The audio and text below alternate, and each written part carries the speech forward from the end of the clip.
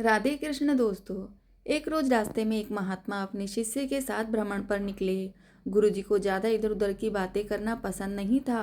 कम बोलना और शांतिपूर्वक अपना कर्म करना गुरु को प्रिय था, परंतु शिष्य बहुत चपल था।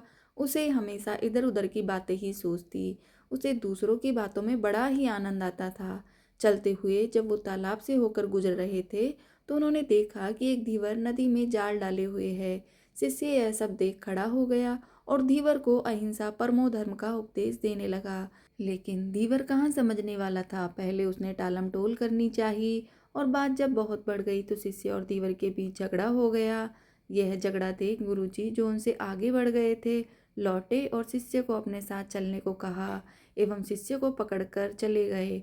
गुरुजी ने अपने शिष्य से कहा, बेटा, हम जैसे साधुओं का काम सिर्फ समझाना है, लेकिन ईश्वर ने हमें दंड देने के लिए धरती पर नहीं भेजा। शिष्य ने पूछा, महाराज को न तो बहुत से दंडों के बारे में पता है और न ही हमारे राज्य के राजा बहुतों को दंड देते हैं, तो आखिर इनको दंड कौन देगा। शिष्य की इस बात का जवाब देते हुए गुरुजी ने कहा, बेटा, तुम निश्चित रहो, इसे भी दंड देने वाली एक अलौकिक शक्ति इस दुनिया में मौजूद है, जिसकी पहुंच सभी जगह है। ईश्वर की दृष्टि सब तरफ है और वो सब जगह पहुंच जाते हैं। इसलिए अभी तुम चलो, इस झगड़े में पड़ना गलत होगा, इसलिए इस झगड़े से दूर रहो। शिष्य गुरुजी की बात सुनकर संतुष्ट हो गया और उनके साथ चल दिया। इस बात को ठीक 2 वर्ष बीत चुके थे कि एक दिन गुरुजी और शिष्य दोनों उसी तालाब से होकर गुजरे।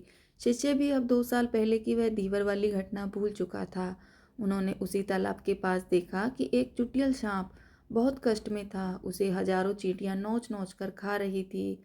शिष्य ने यह दृश्य देखा और उससे रहा नहीं गया। दया से उसका हृदय पिघल गया था।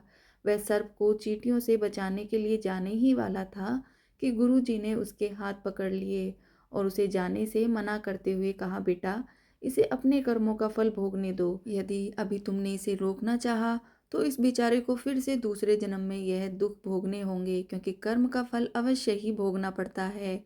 शिष्य ने गुरुजी से पूछा, गुरुजी, इसने कौन सा कर्म किया था जो इस दुर्दशा में यह फंसा है।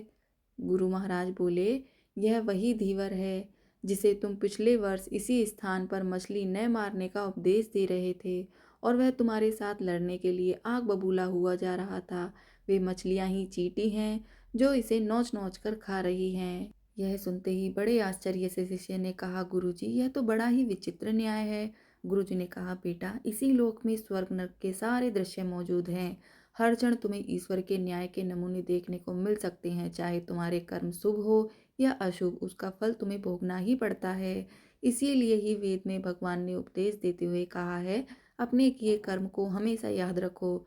यह विचारते रहो कि तुमने क्या किया है, क्योंकि ये सच है कि तुमको वह भोगना पड़ेगा। जीवन का हर क्षण कीमती है, इसलिए इसे बुरे कर्म के साथ व्यर्थ जाने मत दो।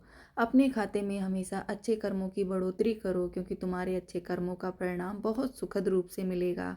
इसका उल्टा भी उतना ही सही है, तुम्हारे बुरे कर्मों का फल भी एक दिन बुरे तरीके से भुगतना पड़ेगा। इसलिए कर्मों पर ध्यान दो, क्योंकि वो ईश्वर हमेशा न्याय ही करता है।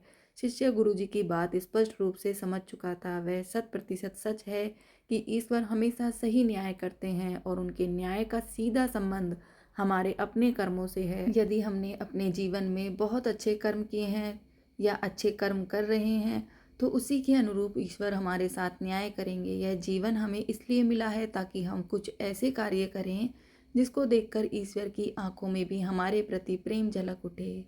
जय श्री राधे कृष्ण दोस्तों।